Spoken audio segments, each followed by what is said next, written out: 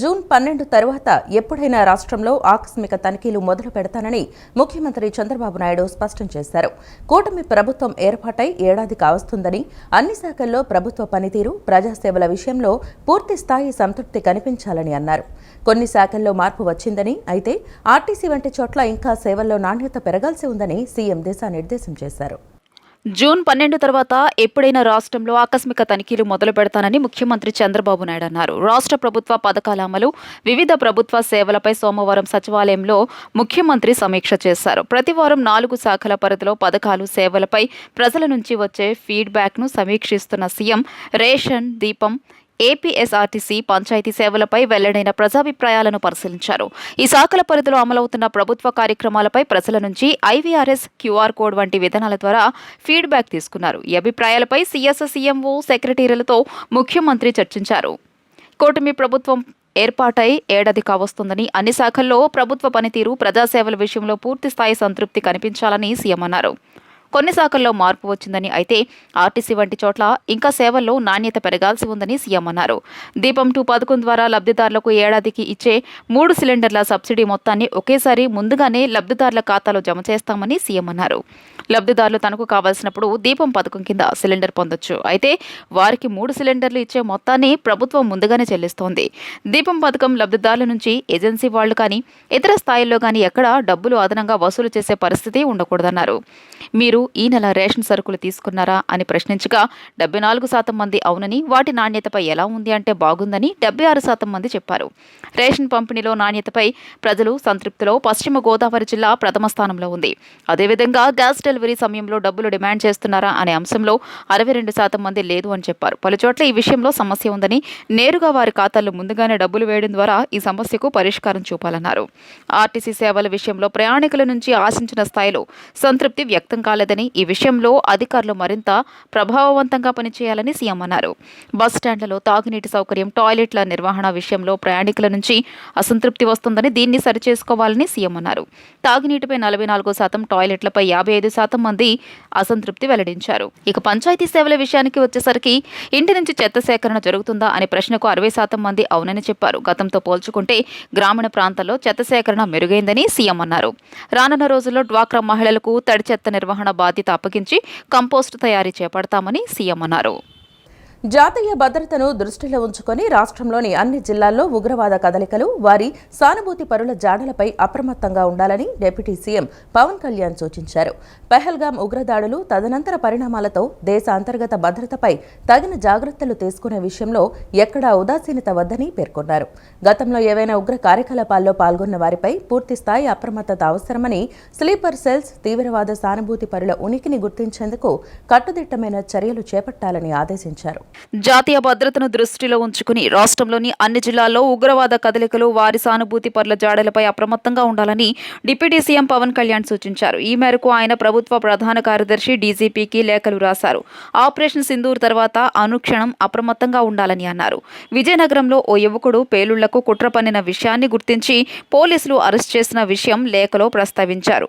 ఉగ్రవాద సానుభూతి పరులు, స్లీపర్ సెల్స్, అక్రమ వలసదారులు, రోహింగ్యాల కదలికలపైన అధికారులు అప్రమత్తమై ఎక్కడైనా ఉగ్రజాడులు కనిపిస్తే కఠిన చర్యలు చేపట్టాలని ఆదేశించారు.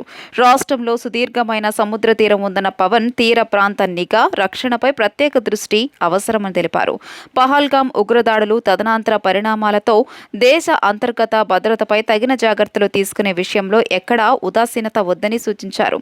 ఉత్తరాంధ్ర, గోదావరి, మన్యం జిల్లాలపై ప్రత్యేకంగా దృష్టి సారించాలని అన్నారు. గతంలో ఏవైనా ఉగ్ర కార్యకలాపాల్లో పాల్గొన్న వారిపై పూర్తి స్థాయి అప్రమత్తత అవసరమని, స్లీపర్ సెల్స్, తీవ్రవాద సానుభూతి పరుల ఉనికిని గుర్తించేందుకు కట్టుదిట్టమైన చర్యలు చేపట్టాలని అన్నారు.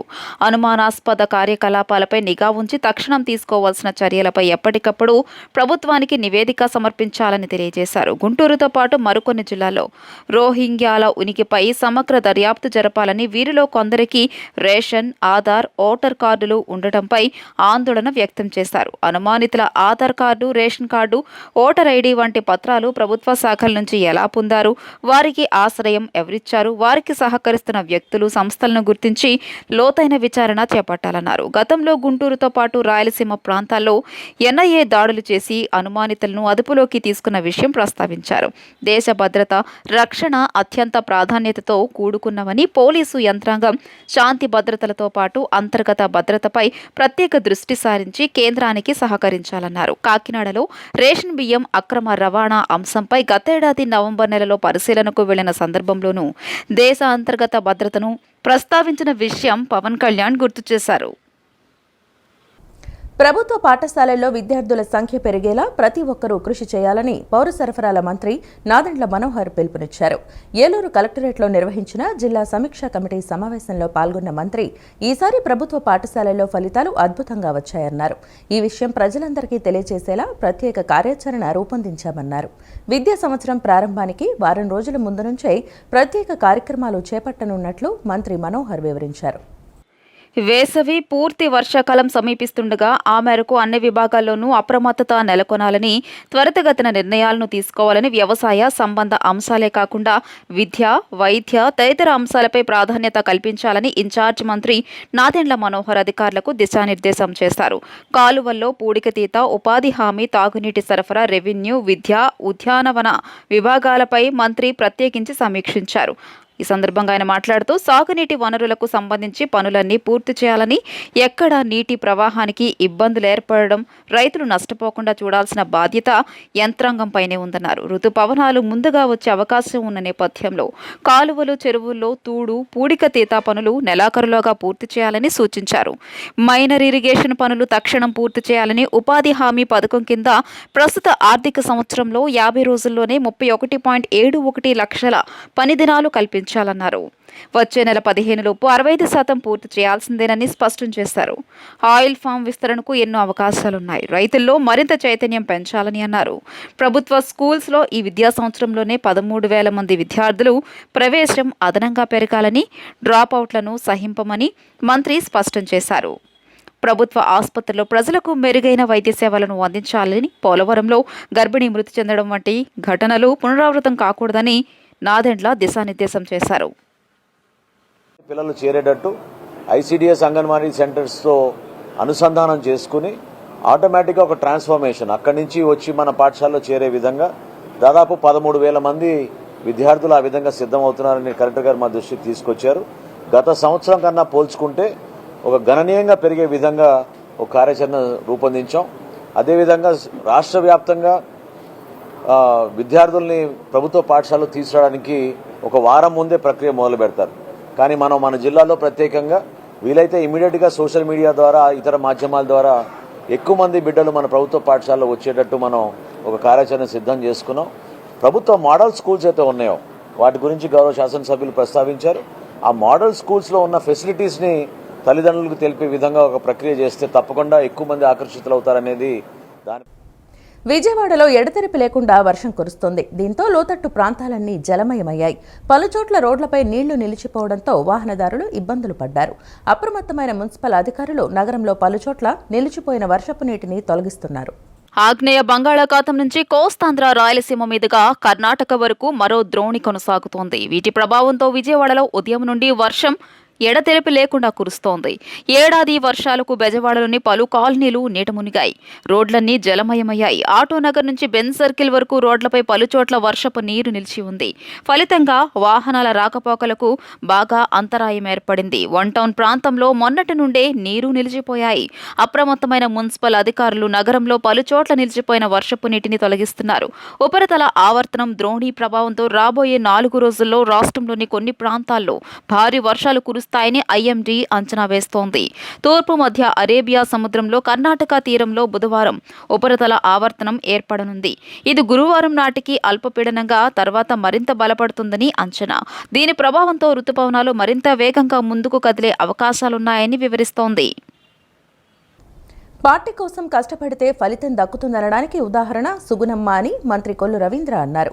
కూటమి పొత్తులో భాగంగా సీటు కోల్పోయినా ముఖ్యమంత్రి చంద్రబాబు నాయుడు నిర్ణయించిన అభ్యర్థిని గెలిపించడంలో సుగుణమ్మ అత్యంత కీలకంగా వ్యవహరించారన్నారు.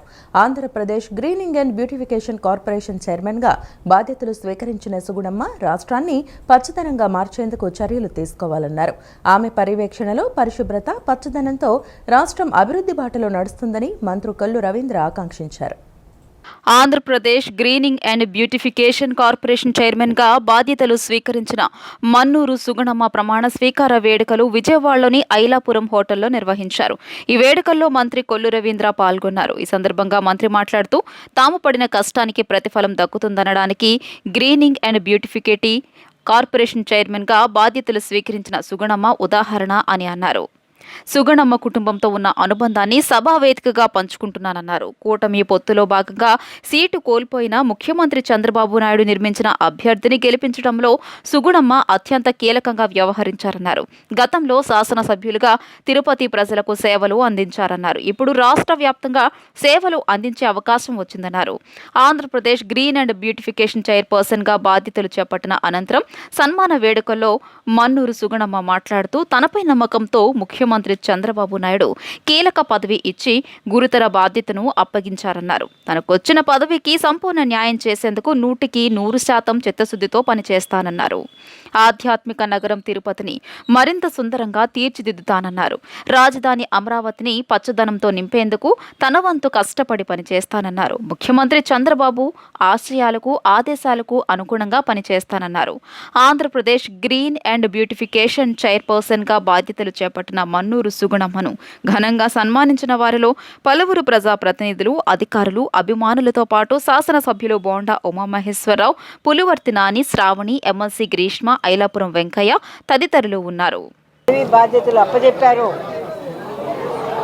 మున్సిపల్ శాఖకు సంబంధించినటువంటి మున్సిపల్ శాఖ మంత్రివర్యులు నారాయణ గారికి, వారందరికీ కూడా మరీ ముఖ్యంగా నన్ను అభిమానించేటువంటి మంత్రులకి, శాసనసభ్యులకి, నన్ను ఎవరైతే మరి ఉన్నత స్థానాల్లో ఉండాలని కోరుకున్నారో ప్రతి ఒక్కరికి కూడా నా హృదయపూర్వక ధన్యవాదాలు, కృతజ్ఞతలు తెలుపుకుంటూ మరి నాకు ఈ రోజున ఈ స్థానాన్ని కల్పించి నాకు ఏ రోజైతే సీటును మనం జనసేన త్యాగం చేయాల్సి వచ్చిందో ఆ రోజున మరి నాకు ఇచ్చినటువంటి మాటను ఈ రోజున నిలబెట్టుకొని నాకు గౌరవంగా ఈ గ్రీనరీ అండ్ బ్యూటిఫికేషన్ శాఖను అప్పగించి రాష్ట్ర వ్యాప్తంగా కూడా మరి రాష్ట్రాన్ని పచ్చగాను సుందర ఆంధ్రప్రదేశ్ రాష్ట్రంగా, వికసిత్ ఆంధ్రప్రదేశ్ రాష్ట్రంగా తీర్చిదిద్దడానికి నన్ను కూడా భాగస్వామి.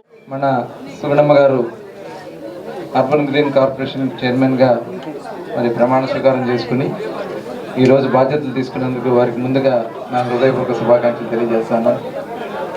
మరి వారి కుటుంబం గురించి నాకు మొట్టమొదటి నుంచి కూడా నేను ఫస్ట్ టైం ఎమ్మెల్యే అయ్యి మంత్రి అయిన దగ్గర నుంచి కూడా మామయ్య గారి దగ్గర నుంచి కూడా చాలా ప్రేమగా, ఆప్యాయంగా రమణ గారు కానీ వారైతే చాలా ఒక కుటుంబ సభ్యుడిని ప్రోత్సహించినట్టుగా నన్ను ప్రోత్సహించారు. అలాగే ఏదైనా ఉన్నా కూడా నేను ఎప్పటికీ గుర్తున్నటువంటి విషయం ఏంటంటే అక్కడ కొన్ని వైన్ షాపుల విషయంలో హాస్పిటల్లో ఉండి ఆ క్యాండిల్ పెట్టుకునే నా దగ్గరికి కూడా పేషెంట్కి వచ్చినటువంటి సందర్భాన్ని నేను ఎప్పటికీ మర్చిపోలేను. ఆయన పేరు తిరుపతి అంటే మొట్టమొదటి గుర్తొచ్చేది రమణ గారే. రమణ గారు నా దగ్గరికి వచ్చినటువంటి ఆ క్యాండిల్తో ఉన్నటువంటి అది ఇప్పటికీ నాకు అలా గుర్తుండిపోతుంది. మనమిత్ర వాట్సాప్ గవర్నెన్స్ను ప్రజల్లోకి మరింతగా తీసుకువెళ్లి ప్రభుత్వ సేవలన్నీ వారు మనమిత్రలో పొందేలా చర్యలు తీసుకోవాలని ప్రభుత్వ ప్రధాన కార్యదర్శి కె విజయానంద్ అధికారులను ఆదేశించారు. ఆర్టీజీఎస్లో డేటా అనుసంధాన ప్రక్రియ కూడా లక్ష్యాల మేరకు పూర్తయ్యేలా చూడాలన్నారు. డేటా అనుసంధానంతో ప్రజలకు మరింత మెరుగైన సేవలు అందించేలా ఆర్టీజీఎస్ సాంకేతిక సహకారాన్ని ఆయా శాఖలకు అందించడానికి వీలవుతుందన్నారు. మనమిత్ర వాట్సాప్ గవర్నెన్స్ను ప్రజల్లోకి మరింతగా తీసుకెళ్లి ప్రభుత్వ సేవలన్నీ వారు మనమిత్రలో పొందేలా చర్యలు తీసుకోవాలని ప్రభుత్వ ప్రధాన కార్యదర్శి కె విజయానంద్ అధికారులను ఆదేశించారు. సచివాలయంలోని real time governance command control కేంద్రంలో ఆయన ఆర్టీజీఎస్ కార్యకలాపాలపైన సమీక్షించారు. ఈ సందర్భంగా మాట్లాడుతూ వాట్సాప్ గవర్నెన్స్ సేవల ప్రగతి గురించి అధికారులను అడిగి తెలుసుకున్నారు. జూన్ 12వ తేదీలోపు మనమిత్ర ద్వారా ప్రజలకు 500 రకాల సేవలు ఇచ్చేలా అధికారులు పనిచేయాలన్నారు. ప్రజలు ఎవరూ కూడా తన పనుల కోసం ప్రభుత్వ కార్యాలయాలు అధికారుల చుట్టూ తిరగనవసరం లేకుండా అన్ని సేవలు మనమిత్ర ద్వారా పొందేలా చేయడమే ముఖ్యమంత్రి నారా చంద్రబాబు నాయుడు ఆశయమన్నారు. ఆ దిశగా మనమిత్రను ప్రజల్లోకి తీసుకెళ్లాలన్నారు. ప్రజల్లో అవగాహన కల్పించడంలో సచివాలయ సిబ్బంది కీలక పాత్ర పోషించాలన్నారు. ఆర్టీజీఎస్లో డేటా అనుసంధాన ప్రక్రియ కూడా లక్ష్యాల మేరకు పూర్తయ్యేలా చూడాలన్నారు. డేటా అనుసంధానంతో ప్రజలకు మరింత మెరుగైన సేవలందించేలా ఆర్టీజీఎస్ సాంకేతిక సహకారాన్ని ఆయా శాఖలకు అందించడానికి వీలవుతుందన్నారు. పంచాయతీరాజ్ విభాగాధికారులను ఉద్దేశించి మాట్లాడుతూ గ్రామాల్లో పారిశుద్ధ్యం, చెత్త తొలగింపు పనుల్లో కొంత పురోగతి కనిపించిందని, అయితే పారిశుద్ధ్యం మరింత మెరుగుపడాలన్నారు. గ్రామాలు పరిశుభ్రంగా కనిపించేలా చేయాలన్నదే ప్రభుత్వ ఆశయమన్నారు. ఆర్టీసీ సేవల్లో కూడా మరింత ప్రగతి సాధించాలని సూచించారు. డ్రోన్ మార్ట్ వెబ్ పోర్టల్ను ముఖ్యమంత్రి చేతుల మీదుగా ప్రారంభించడానికి అన్ని ఏర్పాట్లు సిద్ధం చేయాలని సూచించారు.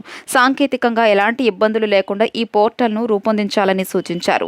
ఆర్టీజీఎస్ ముఖ్య కార్యనిర్వహణాధికారి ప్రఖర్ జైన్ మాట్లాడుతూ ప్రస్తుతం వాట్సాప్ గవర్నెన్స్ ద్వారా 325 సేవలను ప్రజలకు అందిస్తున్నామని, ఈ నెలాఖరుకు 400 సేవలు అందిస్తామన్నారు. ప్రభుత్వ ఆశయం ప్రకారం జూన్ 12వ తేదీ కల్లా 500 సేవలు అందిస్తామన్నారు. ఆంధ్రప్రదేశ్ గ్రంథాలయ పునర్వికాస ఉద్యమ వేదిక విజయవాడ బుక్ ఫెస్టివల్ సొసైటీ ఆధ్వర్యంలో విద్యార్థుల కోసం వేసవి వర్క్షాప్ని నిర్వహించడం అభినందనీయమని ఆంధ్రప్రదేశ్ను పౌర గ్రంథాలయ శాఖ సంచాలకులు ఏ కృష్ణమోహన్ ప్రశంసించారు. విద్యార్థుల్లో పుస్తకాల పట్ల అభిరుచి, అవగాహన కల్పించడం ముఖ్య ఉద్దేశమన్నారు. విజయవాడలో ఉన్న పిల్లలందరూ ఈ కార్యక్రమానికి విచ్చేసి వారి యొక్క విజ్ఞాన ప్రపంచాన్ని పెంచుకోవాల్సిందిగా సూచించారు. ఆంధ్రప్రదేశ్ గ్రంథాలయ పునర్వికాస ఉద్యమ వేదిక విజయవాడ బుక్ ఫెస్టివల్ సొసైటీ ఆధ్వర్యంలో విజయవాడ బుక్ ఫెస్టివల్ సొసైటీ ఆవరణలో గ్రంథాలయ వర్క్షాప్ నిర్వహించారు. ఈ వర్క్షాప్ను ఆంధ్రప్రదేశ్ పౌర గ్రంథాలయ శాఖ సంచాలకులు ఏ కృష్ణమోహన్, గ్రంథాలయ పునర్వికాస ఉద్యమ వేదిక కన్వీనర్ వల్లూరు ప్రసాద్ ప్రారంభించారు. ఈ సందర్భంగా వల్లూరు ప్రసాద్ మాట్లాడుతూ విజయవాడ బుక్ ఫెస్టివల్ సొసైటీ ఆధ్వర్యంలో విద్యార్థుల కోసం వేసవి వర్క్షాప్ ని నిర్వహించడం అభినందనీయమన్నారు. విద్యార్థుల్లో పుస్తకాల పట్ల అభిరుచి, అవగాహన కల్పించడం ముఖ్య ఉద్దేశమన్నారు.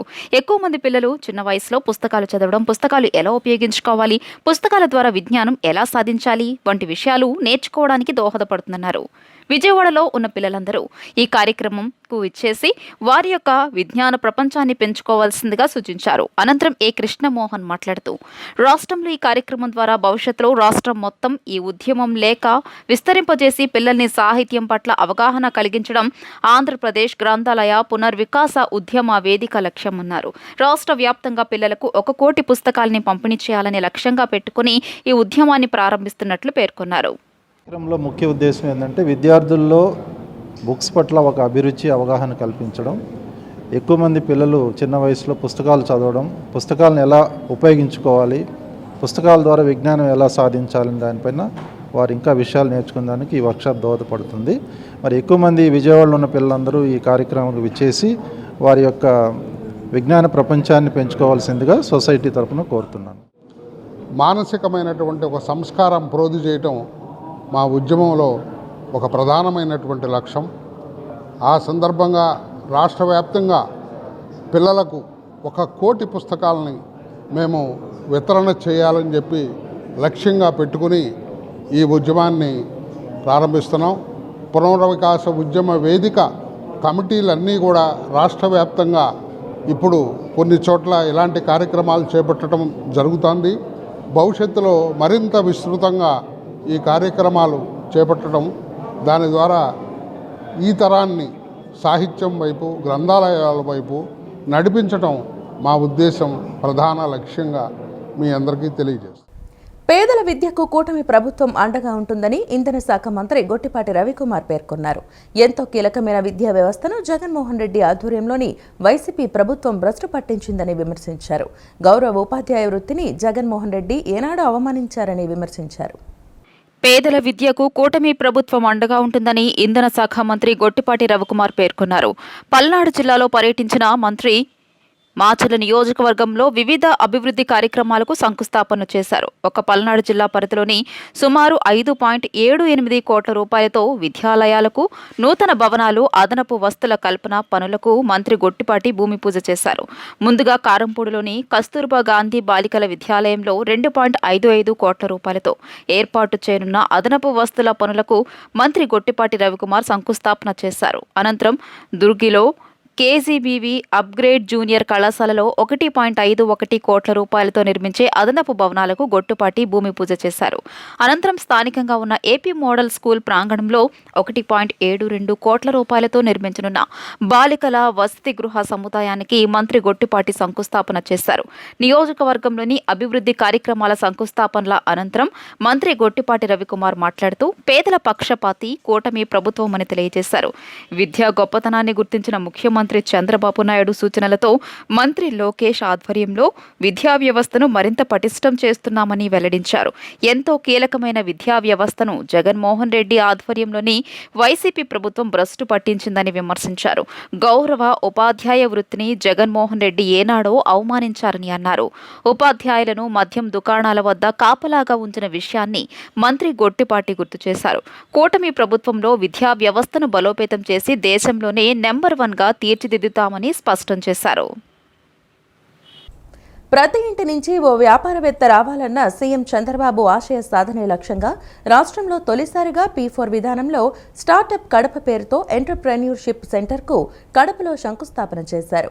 ఔత్సాహిక పారిశ్రామికవేత్తలను తయారు చేయడమే లక్ష్యంగా కలెక్టరేట్కు సమీపంలోని ఎకరం స్థలంలో ఈ సెంటర్ నిర్మాణం చేపట్టనున్నారు. సుమారు 250 మంది కూర్చొని పనిచేసే విధంగా ఈ ఎంటర్‌ప్రెన్యూర్‌షిప్ సెంటర్ను నిర్మించనున్నారు.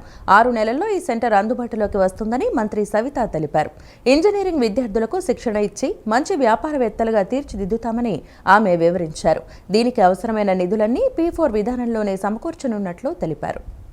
మరి ఈ రోజు మనం ఎన్నికల సమయంలో మన యువగలం అధినేత నారా లోకేష్ బాబు గారు 20 లక్షల ఉద్యోగాలు ఇస్తామన్నా 20 లక్షలు ఇవ్వడానికి ఉద్యోగాలు ఇవ్వడానికి తాను కల్పం పెట్టుకుని దేశ విదేశాల నుంచి ఒక పక్క పరిశ్రమలు తీసుకొస్తున్నారు. మరి 20 లక్షల ఉద్యోగాలే కాదు, ఆశించే స్థాయి నుంచి శాసించే స్థాయికి ప్రతి ఒక్కరూ వెళ్ళాలి అంటే ప్రతి ఇంటి నుంచి ఎంటర్‌ప్రైనర్‌ని తయారు చేయాలన్నది ముఖ్యమంత్రి గారి లక్ష్యం అనే ఉద్దేశాన్ని మీకు తెలియజేస్తున్నాం. గత 10 నెలల్లో ఒక పక్క భావితరాల భవిష్యత్ కోసం అమరావతి రాజధాని పనులు మొదలయ్యాయి, పోలవరం పనులు మొదలైనాయి, అభివృద్ధి పరుగులు పెడుతుంది. అంతేకాదు ఖచ్చితంగా ప్రతి ఇంటి నుంచి ఎంటర్‌ప్రైనర్ చేయాలన్నదే ముఖ్యమంత్రి గారి లక్ష్యం. మరి ఈ రోజు P4లో భాగంగా రాష్ట్రంలోనే టాపప్ కడప మొట్టమొదటి రోజు భూమి పూజ కార్యక్రమం చేశాం. యువతకు అవకాశాలు కల్పించాలి. యువత ఎందుకంటే ఇక్కడ చదువుకున్న ప్రతి ఒక్క విద్యార్థి ఎక్కడికో వెళ్ళి ఏపీ లిక్కర్ స్కామ్పై సిట్ దర్యాప్తు చేస్తుంటే వైసీపీలోని పెద్ద నేతలు భయపడుతున్నారని టీడీపీ పొలిట్ బ్యూరో సభ్యులు వల్ల రామయ్య తెలిపారు. సిట్ లోతుగా దర్యాప్తు జరిపి పాత్రధారులతో పాటు సూత్రధారులను కూడా అరెస్టు చేయాలన్నారు. బాహుబలి, RRR, పుష్ప సినిమాలకు వచ్చిన డబ్బుల కంటే మద్యం అవినీతిలో వచ్చిన డబ్బే ఎక్కువ అని వర్ల రామయ్య ఎద్దేవా చేశారు. సిట్ విచారణతో వైసీపీ నేతలకు భయం మొదలైందని టీడీపీ పొలిట్ బ్యూరో సభ్యులు వర్లరామయ్య వ్యాఖ్యానించారు. అందుకే ప్రజలను మభ్యపెట్టేందుకు పుంకాను అబద్ధాలు రాస్తున్నారని తెలియజేశారు. ఈ సందర్భంగా ఆయన మీడియాతో మాట్లాడుతూ అవినీతికి పాల్పడిన ఏ స్థాయి వ్యక్తులను కూడా చట్టం క్షమించదన్నారు. బంగారు కమ్మోడు ఉపయోగించే వ్యక్తి కూడా చట్టానికి తలొగ్గి జైల్లో చెప్పుకూడదనక తప్పలేదన్నారు. లిక్కర్లో అవినీతిపై సిట్ దర్యాప్తు చేస్తుంటే వైసీపీలోని పెద్ద తలలు కంగారు పడుతున్నాయి, భయపడుతున్నాయని వ్యాఖ్యానించారు. అవినీతి చేయకపోతే, అవినీతి సొమ్ము భుజించకపోతే, అవినీతి సొమ్ము కొట్టేయకపోతే భయం ఎందుకు? లిక్కర్ అవినీతిపై అంబటి ఆ రాజమండ్రి గోడ మీద పిల్లి తేలుకుట్టిన దొంగల్లా కిక్కుమనడం లేదెందుకు అని మండిపడ్డారు.